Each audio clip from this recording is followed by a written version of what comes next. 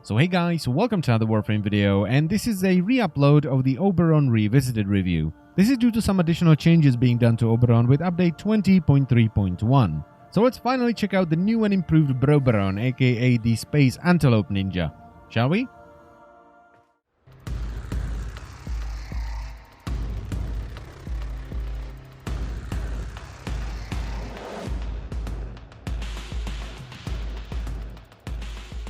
So the way to get Oberon is still the same, nothing has changed there, so you still get his parts as a rare drop from enemy Eximus units. And this is completely RNG based, and as such I would not recommend farming for Oberon because you can either get lucky and get all his parts in one day, or very unlucky and it can take a month or two.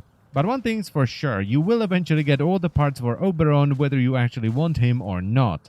Now the stats didn't change with the rework, so he still has 125 health, which goes up to 375 at rank 30, 100 shields, which goes up to 300 at rank 30, and 150 armor, which makes him pretty beefy. He's not the tankiest of frames by any means, but he's not squishy either. He also has 100 power, which goes up to 150 at rank 30, sprint speed of 1, which is average, and he comes with 3 polarities, 2 Vs and an additional V in the aura slot. So the first big change with Oberon is his passive, which will now increase the health, armor and shields of all allied pets. It will also allow you, as the Oberon, to instantly revive your pet once per mission. This is a great change right off the bat because the previous passive was kind of useless. It would just make animals that you find on some tile sets fight for you. And before we finally take a look at Oberon's abilities, I just quickly want to say that all the augments for his abilities can be obtained by either reaching the rank of General under the Steel Meridian or the rank of Flawless under New Loka, and each augment will cost you 25,000 standing. So Oberon's first ability is called Smite, where Oberon focuses deadly energy within a target and then projects it outwards, damaging both the target and surrounding enemies. This is a simple point-and-click ability, and it allows you to target enemies that are up to 50 meters away, which is affected by power range. Oberon will then go through a very short casting animation, which is a one-handed action that doesn't interrupt reloading, and smite the enemy for 500 damage, 50% of which is impact and 50 is radiation. Now this will also knock the enemy down, allowing you to do a ground finisher on them, and it will apply the radiation status effect. This will confuse the enemy for 12 seconds, making it attack and be attacked by everything in sight. In addition to that though, it will project 6 orbs from the enemy that will seek other enemies within 12.5 meters. And this is where the scaling comes in, because the orbs do damage based on the enemy's maximum health and shields. So they will do damage equivalent to 35% of the enemy's maximum health and shields, which will be split equally between all orbs. And unlike with the previous iteration, the orbs now have a little bit of base damage, so they can actually kill lower level enemies instead of tickling them. Now unlike with the initial damage of Smite, power strength does not affect the damage of the orbs, however it will affect the number of orbs that each target will project when you smite them. This however is not that useful since the orbs have a set amount of damage they will do, and if you add more orbs, each orb will just do less damage. Now, as I've said already, the orbs will home in on targets that are within 12.5 meters of the initial target. However, if it takes longer than 12 seconds, they will just disappear. Luckily though, the range at which the orbs home in is affected by power range, and the duration of the orbs is affected by power duration. So you can make them cover a pretty large area. Now, in addition to the orbs finally doing some decent damage, they will always apply the puncture status effect, which reduces the damage the enemy will do by 30% for 6 seconds. And they also have a small chance of affecting the enemy with radiation. The augment for Smite is called Smite Infusion, which allows you to cast Smite on allies, and this will add 100% bonus radiation damage to their attacks for 40 seconds. And this is affected by both power strength, which increases the damage bonus, and power duration, which increases the duration of the buff. Oberon's second ability is called Hallowed Ground, where Oberon sanctifies the ground before him. Any enemy that steps into the Hallowed Ground will be dealt damage, but if an ally steps into the Hallowed Ground, they'll be granted bonus armor, and they will also be cured of negative status effects. Now the biggest change to Hallowed Ground with this update is that it's no longer created as a straight, thick line in front of you. It instead creates an arc that stretches far in front of Oberon, but also a little bit behind him. And you can still increase the size of Hallowed Ground by adding power range mods. Now once you plop down Hallowed Ground, it will stay there for 20 seconds, which can be increased with power duration mods, and any enemy that steps into it will be dealt 100 radiation damage every half a second, which is affected by power strength mods. But that's not everything, because enemies standing in the Hallowed Ground can now be affected by radiation as well, and the chance of this happening is also affected by power strength. And that's still not everything for power strength, because it also increases the armor bonus your allies get if they're standing on hallowed ground. However, they have to be standing on it, because if they jump up, they will lose the bonus. So they really have to be standing on the hallowed ground. And as I've mentioned in the beginning, any ally that will step on hallowed ground will also be cured of negative status effects. Now, even with full power strength, Hallowed Ground doesn't do a ton of damage. However, what it does do is buff your armor by quite a bit, cure all your negative status effects, make you immune to status effects, and if you have enough power strength, it will instantly cover everything in radiation as well. The augment for Hallowed Ground is called Hallowed Eruption, which instead of creating another Hallowed Ground when you recast it when you already have Hallowed Ground active, will detonate the original one, dealing all the remaining damage in a big burst to all enemies inside it. And this will also affect all the enemies standing inside the Hallowed Ground with a radiation status effect. However, this is not that useful anymore since Hallowed Ground has been given the ability to do that on its own.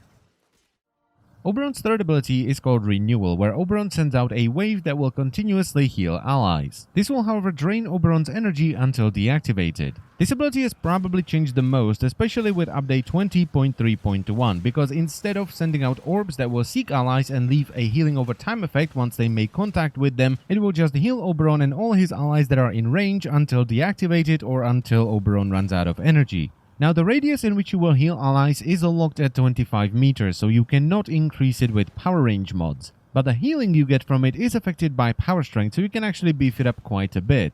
And this healing effect is actually pretty strong, because the base healing is about 40 per second. However, it can be pretty expensive, because it will drain 2 energy at base plus 3 energy for every ally that's being healed, and that does include yourself. Now, to reduce the energy drain of Renewal, you can use both power duration and power efficiency. And just like any other toggle ability, which is what it is right now, it will stop you from getting energy from Energy Vampire, Energy Siphon, and the Zoneric passive. But you can still get energy by either picking up energy orbs, and at the moment you can also get energy through Rage. Which means that if you get a good balance of stats, you can essentially keep Renewal up indefinitely, because as you take damage you will get energy from Rage, which will be used to heal you up, so you can then take damage and generate more energy through Rage, and so on and so on and so on. And this is probably intentional, because Wukong has been using the same trait to keep up the 5 for a while now. And it doesn't work so well in a party, especially if you are not the one taking damage. Now, Renewal has also been given a synergy with Hallowed Ground. If you or anyone else is standing on Hallowed Ground when you activate Renewal, they'll be granted a buff called Iron Renewal, which boosts their armor by 200, which is affected by power strength. And unlike with the previous iteration of this buff, it will stay on until you deactivate Renewal, so if you have a really efficient setup, you can keep this buff up for minutes at a time.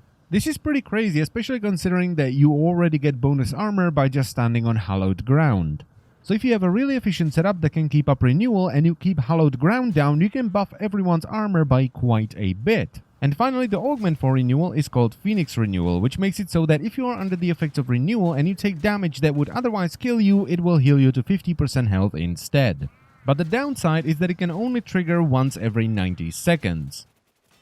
And Oberon's fourth and final ability is called Reckoning, where Oberon quickly lifts enemies into the air and then slams them down into the ground with conviction. So when it comes to Reckoning, Oberon will lift all enemies within 15 meters and slam them down to the ground, which will do 1250 damage. And this, just like the initial damage of Smite, is split 50% impact and 50% radiation. Now, this has a 100% chance to knock the enemy down, so you can perform a ground finisher on them, and it will also affect all enemies with radiation. And of course, the damage of this ability is affected by power strength, and the radius in which Oberon picks up enemies and slams them into the ground is affected by power range. Now, if an enemy survives the Reckoning, they will emit a bright flash and blind all enemies within 4 meters for 4 seconds. And if they die, they have a 50% chance of spawning a health orb. And I almost forgot to mention that the radius of the blind is affected by power range and the duration of the blind is affected by power duration. Now, this has also been given a synergy with Hallowed Ground, where if you pick up and slam an enemy that's standing on Hallowed Ground, their armor is going to be reduced. Now, the armor reduction is affected by power strength, but it is very weak, because what you're watching right now is a full power strength build, and even after slamming the heavy gunner over and over and over again, it still had a ton of armor.